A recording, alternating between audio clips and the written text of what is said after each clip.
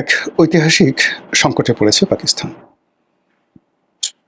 আমেরিকার সঙ্গে বন্ধুত্ব, তারপর সৌদি আরবের যে ভাড়াটিয়া রাষ্ট্র হিসেবে বা সৌদি আরবের ভাড়াটিয়া সেনাবাহিনী রূপে পাকিস্তান সেনাবাহিনী যেভাবে এই আমেরিকার যে দোসর তাদের কাছে বলতে গেলে নিকাহ বসছে, এটা তাদের অভ্যন্তরীণ রাজনীতিতে, তাদের আঞ্চলিক রাজনীতিতে যে সমস্যাগুলো সৃষ্টি করেছে, সেই সমস্যার কারণে পাকিস্তান দ্বিতীয় দফায় ভেঙে চুরমার হয়ে যাওয়ার আশঙ্কা দেখা দিয়েছে।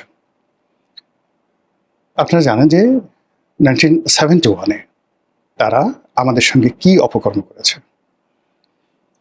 মূলত 71 সনে বাংলাদেশে যে মানবতা বিরোধী অপরাধ তারা করেছে তাদের দোসর রাজাকার, আল বদর আর শামস এই বাহিনীর মাধ্যমে। এই কাজ যদি অন্য কোনো রাষ্ট্র করত এবং এই কাজের সঙ্গে যদি আমেরিকার সংযুক্তি না থাকতো, তাহলে পুরো পাকিস্তান রাষ্ট্রের যারা অধিকর্তা এদের সবারই নুরেমবার্গ ট্রায়ালের মতো আন্তর্জাতিক আদালতে তাদের বিচার হতো। 30 লাখ মানুষের আত্মাহুতি বা 30 লাখ মানুষকে খুন করা খুব অল্প সময়ের মধ্যে, মাত্র 9 মাসের মধ্যে 2 লক্ষ মা বোনের ইজ্জত, এত বড় মানবতা বিরোধী অপরাধ এত সংক্ষিপ্ত সময় পৃথিবীর কোথাও ঘটেনি। ভিয়েতনামে ঘটেনি, হিটলার এই ঘটনা ঘটাতে পারেনি। এমনকি আপনি যদি সেই প্রাচীন যুগের, আমরা যাদেরকে হালাকু খান বলি, চেঙ্গিস খান বলি, তারাও কোনো যুদ্ধে 30 লাখ মানুষকে মেরে ফেলেছে, এরকম ঘটনা ঘটেনি। বলা হয়ে থাকে হালাকু খান বাগদাদে 10 লাখ লোকে মেরেছিলেন, আর সারা জীবন বসে সেই চেঙ্গিস খান মেরেছিলেন 1 কোটির মতো মানুষ। হয়রাজ প্রায় 3 কোটি মানুষ মেরেছিলেন বহু বছর ধরে স্ট্যালিন তার নিজের দেশে। মাও সেতুংও তার নিজের দেশে প্রায় 1 থেকে 1.5 কোটি লোক মেরে ফেলেছিলেন। কিন্তু ছোট্ট একটা ভূমিতে মাত্র 9 মাসে নিজেরা নিজেদের 90,000 সৈন্য, তার সঙ্গে সঙ্গে রাজাকার, আল বদর আর শামস মিলিয়ে যে তাণ্ডব তারা করেছে, এই বিচার পৃথিবীবাসী করতে পারেনি, কিন্তু আল্লাহর আরশে আজিম পর্যন্ত কেঁপে গেছে। 71-এর যে সকল খুনি বাংলাদেশের, পাকিস্তানের, তাদের সবারই জীবন অভিশপ্ত হয়ে পড়েছে। এই পৃথিবীর দুর্ভোগ দুর্দশা ভোগ করে তাদেরকে মরতে হয়েছে। তাদের সন্তান সন্ততিরা পাকিস্তান এবং বাংলাদেশে এখনো পর্যন্ত অভিশপ্ত। ভুট্টো নির্বংশ হয়ে গেছে। ইয়াহিয়া খান, আয়ুব খান, টেক্কা খান থেকে শুরু করে বাংলাদেশে যারা আল বদর, আর শামস, রাজাকারের গোষ্ঠী পুষ্টি, নাতি পুতি যা কিছু বলেন না কেন, তছনছ হয়ে গেছে খোদার অভিশাপে। একই সঙ্গে এই অহংকারী রাষ্ট্রটি তাদের মন্দ চিন্তার কারণে এখন তারা যে ঐতিহাসিক সংকটে পড়েছে, এই রাষ্ট্রটি এমনিতেই দেউলিয়া। কোনো মতে মার্কিন যুক্তরাষ্ট্রের টাকা নিয়ে, সৌদি আরবের টাকা নিয়ে, নিজেদের সৈন্যবাহিনীকে ভাড়া খাটিয়ে এবং নিজেদের দেশকে অস্ত্র এবং চোরাকারবারের, মাদক চোরাকারবারের ট্রায়াঙ্গেল বানিয়ে কোনো মতে নিঃশ্বাস প্রশ্বাস নিয়ে বেঁচে আছে। তারা যে অপরাধ বাংলাদেশের সঙ্গে করছে বা করেছে, একই অপরাধ তারা বেলুচিস্তানে করে চলেছে। একই অপরাধ তারা ওয়াজিরিস্তানে করে চলেছে, উত্তর পশ্চিম সীমান্ত প্রদেশে করে চলেছে, আফগান সীমান্তে তারা করে চলেছে।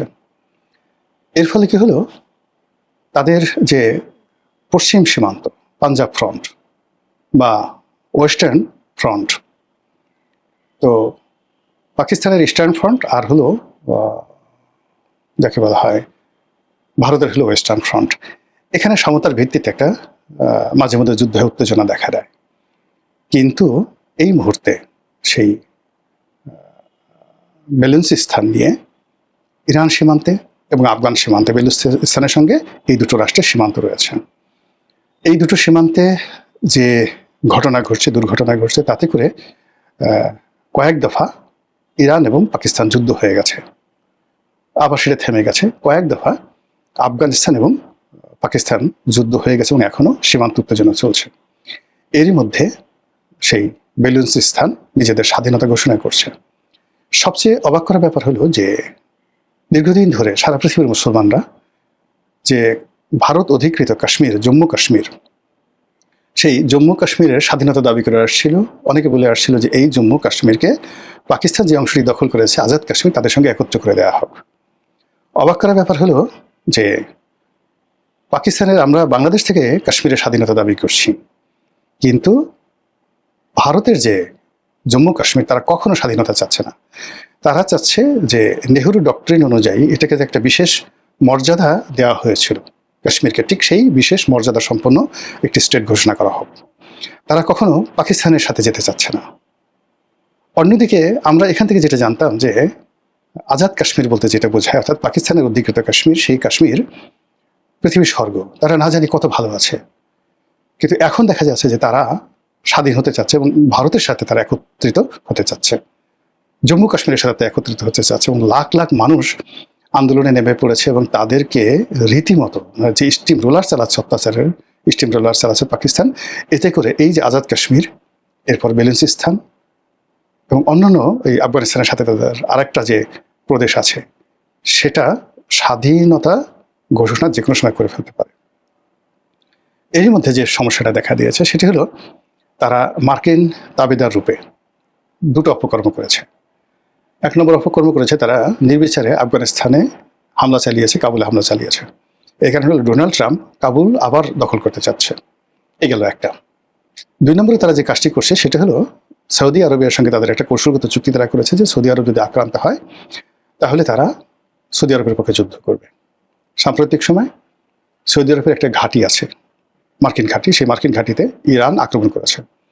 আর সেটার প্রেক্ষিতে পাকিস্তান ঘোষণা করেছে যে যদি ইরান আবার আক্রমণ করে সৌদি আরবকে, তাহলে সৌদি আরবের সঙ্গে তাদের যে চুক্তি, সেই চুক্তি মোতাবেক তাকে এই যুদ্ধে জড়িয়ে পড়তে হবে।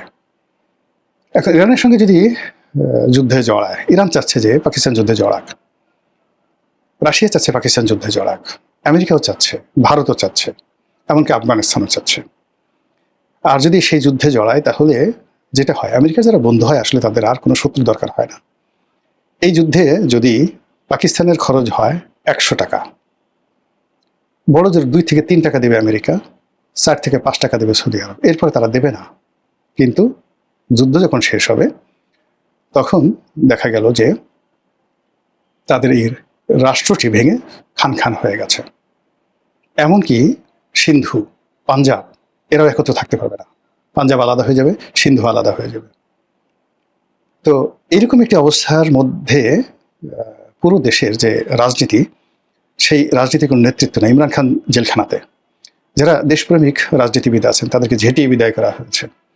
আমেরিকার দালাল এবং সেনাবাহিনীর দালাল যে সমস্ত লোকজন আত্মমর্যাদা বিসর্জন দিয়ে সেই সেনাপ্রধান ওসিম মনিরের জুতা টানতে পারছে, তাদেরকে রাষ্ট্র ক্ষমতায় রাখা হয়েছে।